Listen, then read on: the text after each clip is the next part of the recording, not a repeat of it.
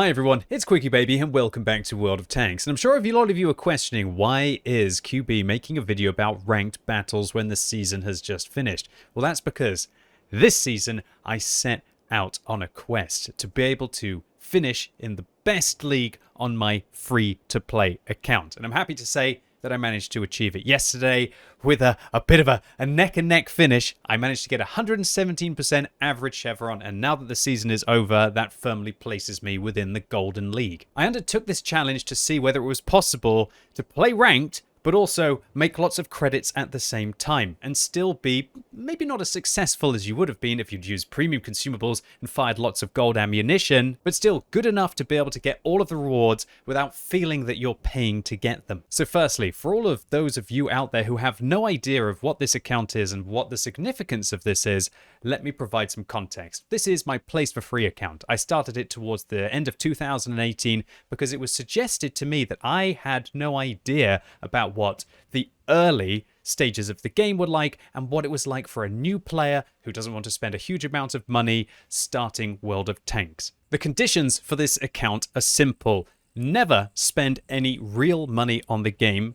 Never use any of, shall we say, perks for being myself, i.e. maybe Wargaming would give me a bonus code or a free tank. No, I have to work for everything just like everyone else. Thirdly, only take part in events which are available to everyone. So for example, I decided that using Twitch Prime, aka Prime Gaming, to be able to get rewards every month was not really fair because you couldn't be able to get that for free. The result is that we've managed to grind ourselves up several tech trees in the game, some of the Soviet ones, one of the Polish ones, taking advantage of the top of the tree events. And all in all, I have a 60% win ratio on this account, and that's taking into account playing stock vehicles. As while I've been achieving 70% wins in the Borask, for example, or 67% wins in the Renegade, or even 67% wins in the Pantera, there are some vehicles, on the other hand, yeah, like this Centurion 7-1, playing this thing without the engine and playing this thing without the top 20-pounder, let alone the 105mm.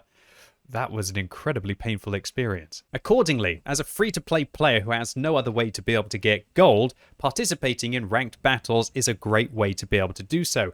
Each season you can get yourself, I think it's either 2,000 or 2,500 gold if you manage to complete the leagues, which is why I do have 6,330 gold on this account now. I'm saving it up. I have no idea what I'm going to spend it on. I'm honestly considering demounting some equipment off some vehicles for 10 gold, or alternatively bundling it all together and trying to wait for some meaty discount off a funky tier 8 premium tank. But I know a lot of you might be then questioning, well, how do you have so many tier 8 premiums on this account? Well, the way that I've been able to achieve them is by completing Wargaming's mission marathons, as a lot of you have been tuning in to see them. Each one of these vehicles has taken me between about 30 to 40 to 50 hours of my life over the 10-day period or 2-week period that you're able to grind them. And understandably, while that's not feasible for everyone, we're not going to be talking about the premium tanks inside this video today, because we're going to be firmly focused on tier 10 tanks and which ones that have been competitive for me and enabled me to finish gold this season without spending adverse amounts of credits. One of the first realizations I had when I was playing ranked on this account is that some vehicles that work on my main account simply just don't really work so well free to play. Tanks like the Object 140, for example, I truly feel needs to spam a lot of gold because you're quite often dealing with heavies.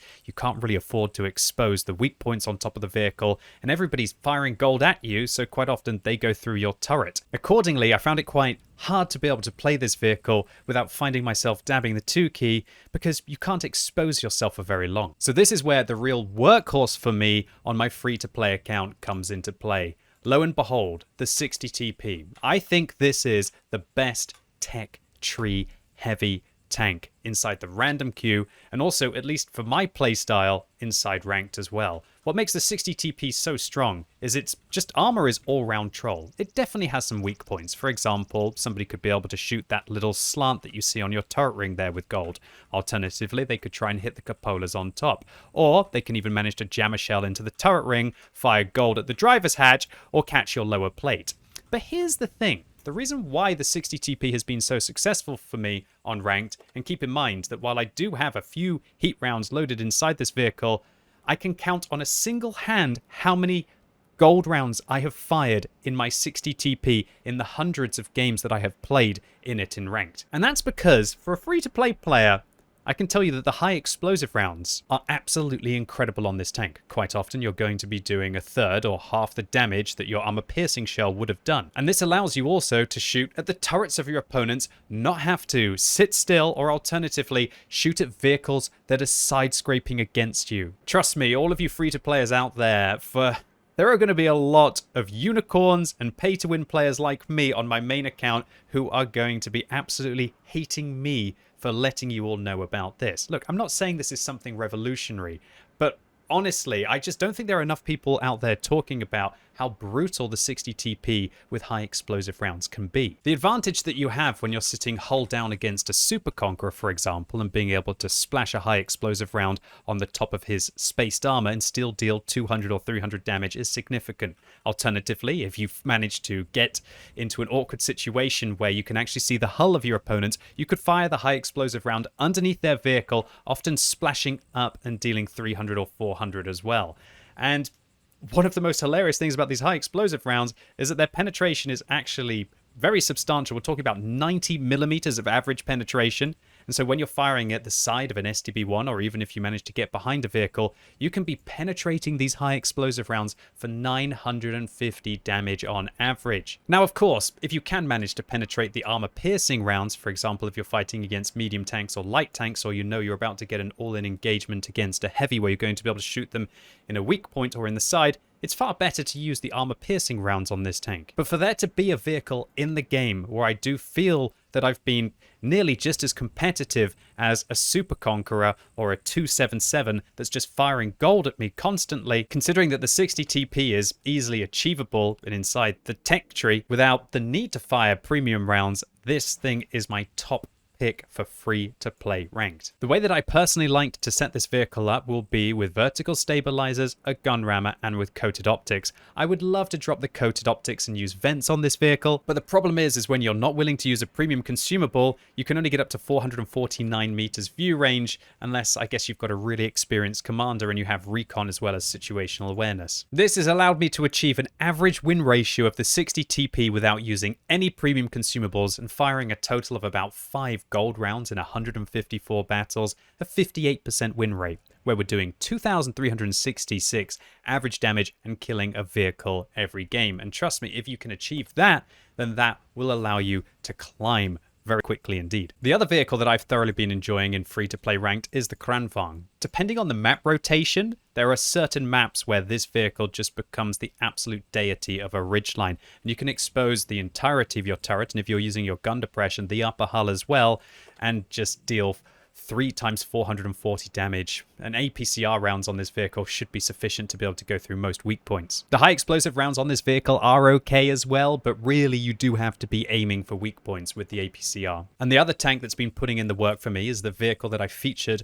on the channel a couple of days ago, the T100LT. I love this vehicle so much that I decided to put my first Bond equipment on this tank, and you can be sure that the next vehicle that gets the luxury of Bond equipment on this account will be the 60 TP. This is my workhorse. I feel I'm starting to not exactly master the tank, but have a blooming good idea of how it works, and I'll be rewarding this vehicle on this account with Bond equipment to boot. But I think that's quite enough jibber jabber. Let's take the beast out onto the battlefield. Okay, so we're loading into a battle inside Division 1. So this is the final part that you have to get through before you manage to make it through into the divisions and you get the extra bonuses, including the 1,000 gold for managing to finish. So the first thing that I'm always going to do is to try and get my team on my side. If I can manage to get my team on my side and create a tactic, then it is going to help substantially. So you can see at the start, I ask my team, let's win the dip. Win the dip, because that's how I feel important it is to win the dip on this map. And you might be thinking, well, why don't you take your 60 TP towards the town? Well, trust me, taking the 60 TP towards the town is going to be an inefficient way to be able to progress the battle. Once you've got towards the town, maybe you can be able to dig the people out towards the southeast. But when I spawn on the south, I've been having an absolute fantastic win ratio on this map with the method that I'm going to show you now. So firstly, take the dip. let your artillery know that maybe they should try and go towards the southeast as well. Warn them. I might be doing that in this game. If I'm not, feel free to try and warn your artillery to let them know that they're probably going to get wrecked if they decide to stay down the west. So by pushing forwards and taking the dip here, sometimes you do manage to catch out 1 or 2 vehicles that will be sitting down where the mediums are. Now, if they can manage to do that, that's great. But there's a very important phase after you've managed to take the dip on this map. And that is that a lot of people will make the categorical misplay of just trying to attack down the 0 line. And trust me, if you decide to just go and rush down this 0 line, all that's going to happen is there's going to be a bunch of campers. Oh, whoa, there's the Super Conqueror running away. That's a big old butt to be able to get. He was going to go and try and hold that dip, but now he's thinking about not losing a chevron in this game. Oh. Apparently we missed my first shot on the Leopard. Apologies. Hey, you know what? Let's rewind. We got to see the first kill of a 60 TP on my free-to-play account, right? We can't miss that. But you can see what I'm saying. Don't go down the 0 line. How did we manage to hit that one? Oh, well, it's an absolute sitter. He's just basically up on a platter for us there. Beautiful stuff. I like that. But don't go down the 0 line. The 0 line is going to end up with you. Wow, now my face is stuck on the screen. That's great. That's wonderful. Okay, you know what? We're just going to have to go with it. A QuickyBaby is going to be on the screen the whole time, maybe until we get spotted in a minute. So we're going now for the Bat Chatillon, timing in the shell. Unfortunately, the accuracy on your heavy tank's not too good at long range. Let me focus on what I'm trying to say. That face is so distracting. I feel like I'm constantly spotted and I'm about to get zinged by artillery all the time. Don't go down the 0 line on this map. Have a few of your vehicles go there. They're obviously going to sit there, but this is the real play that makes or breaks this map. It's not about killing the Bat Chap, but it's about venturing forth into this location that you see here, 200 meters away. If you're able to get into that position, I can tell you that it's absolutely huge. So what you can do from here is be able to spot, you know, I'm going to speed up the video a little bit because, man, the 60 TP, it's slow, but oh, that TVP is a little bit slower now as he's in the garage, right? So from this position, you can manage to spot everybody out towards the north, towards the east. Watch out, though, because medium tanks who are situated on that hill are going to be able to get some side shots on you. But by going up into this bush and from spotting here, what it allows you to do now is to dig out all of the campers in that location. Now, you can do this in any tank type. You don't have to do this in a 60 TP. You could do this in a medium tank. You could do this in a light tank. But one thing that I love to do is to take my 60 TP and use it to take the offensive ridgeline positions, because it's just got very good turret armor and it's got a big old gun that nobody wants to actually trade with. So we can see that the enemy tanks are now starting to run. Unfortunately for me, my light tank looks like he went a little bit too far up into the bush there and he manages to get shut down. But look, now we're starting to maybe hopefully get the vision in towards the Super Conqueror, or maybe it's the 430U getting in the vision towards the side. And so I think at this stage that I realize it's time to be able to advance across to where the 430U is. So we're going to make our way up here. We're going to catch our Leopard as he's running away and shut down our second Leopard of the game and the third tank. And from this situation, this is just 60 TP heaven. We've got cross shots on a T100 LT who's trying to run away from the bush. Managed to get shot in the TV from a TVP from across the way with an autoloader. But right now, by holding this position and by putting pressure up on the side and managing to spot these vehicles out, we've done 1,000 assistance damage from this position as well. Now that allows our team to be able to push. And we managed to keep the crossfire going to stop the enemies who are running away. And the 60 TP in this scenario, you haven't really seen me be slamming the high explosive shells. You're just going to have to know that they work. Those hits in ranked do feel absolutely awesome. And I was feeling chipper right now. You see me say, huge game. I was so pumped because this one was going to give me 4 chevrons to accelerate my way through the division and to be able to get closer towards gold, which was always the goal on this account. The goal to get gold in a free-to-play. So exactly, now a lot of you might be thinking, well, what is really the difference between playing a 60 TP free-to-play or paying the 60 TP or playing any tank pay-to-win? Now you can see I'm really happy. I'm saying great job team, less than 3, and they're like affirmative. I'm like, come on guys, we got this one. And 2,600 spotting there against the STB1 and the TVP as well. So the main differences for me between my plays for free account and my pays to win account, I guess, is going to be that on my main account, I'm going to have 5-6 skill crews, right? All of my crews are going to be premium. On my free-to-play account, probably only my commander is going to be a female, and then she gets the 0 skill Brothers in Arms, which actually allows her to be 1 skill ahead of the rest of the crew, which is incredibly useful. I'm not firing any gold rounds. Maybe I'd say 0.5% or 1% of the rounds that I fired this season were gold. But importantly as well, I didn't use any premium consumables. And it only has just dawned on me how much premium consumables just absolutely chew into the profits of when you play World of Tanks. And when you think about it, it should be pretty obvious. If you manage to purchase them at full price, then 3 premium consumables, which you are going to be using in ranked because there's 2 artillery in every single game, and they always seem to kill multiple of my crew members, and then I'm going to be losing my track, or I'm going to be getting ammo racked as well, or even just my guns going to break, so I'm going to be using the repair kit. It can cost you 60,000 credits a game if you buy them at full price. But of course, hopefully all of you out there are pre-purchasing your consumables when they're on a 50% discount, ideally. So you're actually getting them for 10,000 credits each, a 30,000 cost per game. And who could afford that on a free-to-play account? I've never used a premium consumable on my free-to-play account. I always sell them. Even the fire extinguishers, I'd rather react and press my 6 key. And literally every time I do that, I'm saving 8,500 credits compared to if I'm using the premium fire extinguisher. And the result is that I just made millions and millions and millions of credits while still playing ranked consistently by only firing armor piercing rounds or high explosive rounds outside of the 5 heat rounds that I fired when I needed those last couple of chevrons and I was really pushed to get them. I was often making 20,000 credits a game profit without a premium account, or 43,000 credits profit with a premium account. And when you combine this with the fact that you get about 2 weeks of premium just for managing to get through the divisions with a whole host of bonds, credit boosters, consumables, and importantly as well, gold, the 2,500 gold you pretty much get every season of ranked for managing to make it through to the final division. I've changed ranked from being one of my biggest expenditures on my main account to actually making millions and millions of credits and thousands of gold each season on my free-to-play account, while still getting the same rewards that I would on my main. Now, of course, would it be easier if I used premium consumables and I fired lots of gold rounds and I had 6 skill crews and I had bond equipment or bounty equipment in all of my vehicles? Yes, it would. I'm not trying to claim that getting 117% average chevron gain is all that impressive. I'm sure that there are better players than me who can get better percentages without using premium consumables or firing gold rounds or having incredibly good crews. Nevertheless, I'm happy with the result that I had this season, and I wanted to share this video with you and my tips and tricks for the different vehicles that I use to be able to achieve it, so perhaps you could get grinding them in time for the next season. I think vehicles like the 60 TP are a must, and this is probably one of the easier vehicles to play, also with quite a high skill cap if you truly master it.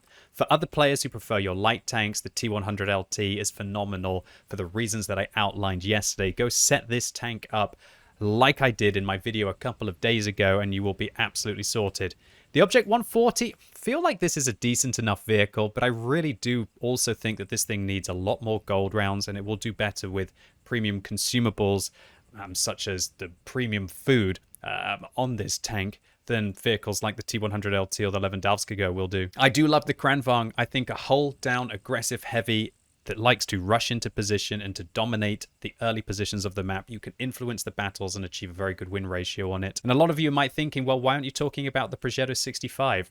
Well, personally for me, I don't enjoy this tank as much in ranked free-to-play as I do on my main account. I feel like with the nerfs to this vehicle and the lack of heat rounds that I can fire with the Progetto 65, I just don't see it being the best of tanks for ranked free-to-play compared to vehicles like the 140. What about for the more defensive players of you out there? Well, the STRV 103B in certain positions, if you can master sniping and know the positions on the map, can have some very decent games as well. I struggle in the STRV 103B, not in losing well, but sometimes winning well when you have a really good team that wants to just rush forwards and trying to keep pace with them and not allow yourself to get isolated or be overtly aggressive and get double tracked and wrecked by some autoloader or artillery.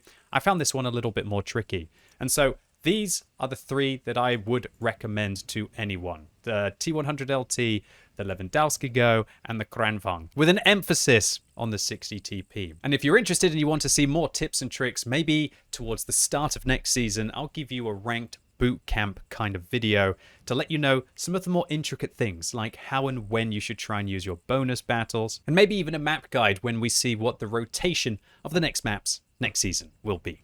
Anyway, ladies and gents, boys and girls, those were my top tips for how to make millions of credits while playing ranked. But I have to admit, I would be dishonest in this video if I did not let you know that in some ways, actually in many ways, ranked can feel soul destroying. Having those chevrons stripped away from you in a bad series of games. Getting that unlucky Amarak, getting that unlucky fire, spawning in on Himmelsdorf on your light tank, or spawning in on Prokhorovka in your 60 TP only to be absolutely shelled by self-propelled guns again and again and again.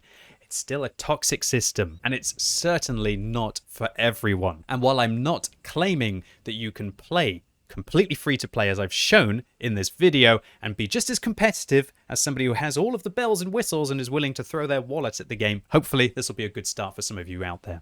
Anyway, that's it. Hope you enjoyed this video. If you did, make sure you give it a thumbs up. But if you hated it, give it a thumbs down. And let me know what are your favorite tanks for playing in ranked. And I better not see too many of you saying self-propelled guns as I start to get a nervous twitch about it. Anyway, as always, thank you so much for watching. You've been epic, and hopefully I'll see you soon.